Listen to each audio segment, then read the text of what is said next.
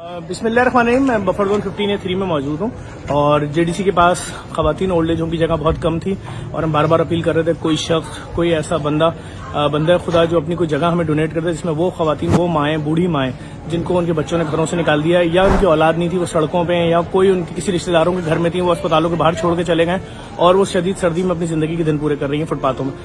तो ममनून फातिमा साहिबा ने अपना घर डोनेट किया है। आइए मैं आपको दिखाता हूँ क्या सिलसिला है।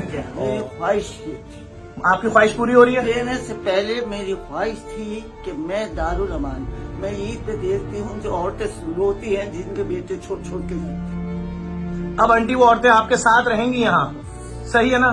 खुश हैं? बहुत मैं शुक्रिया। बहुत खुश हूँ, मेरी तो मुराद पूरी हो रही है।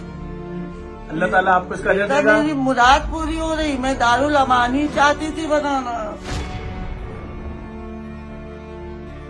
जो औरतें रहेंगी ना वो टीवी पे आएंगी ना वो मॉर्निंग शोज में लेकर आएंगे उन बुजुर्ग औरतों को, ना हम उनके नाम पे भीख मांगेंगे, ना उनकी जो जरूरत होगी अगर उनको उम्रा भी कराना है हमारा इदारा उम्र पे भेजेगा। आप देखें आज तक हम अपने बुजुर्गों को कभी टीवी पे लेकर नहीं आए, हमने उनकी मजबूरियां बेची नहीं है।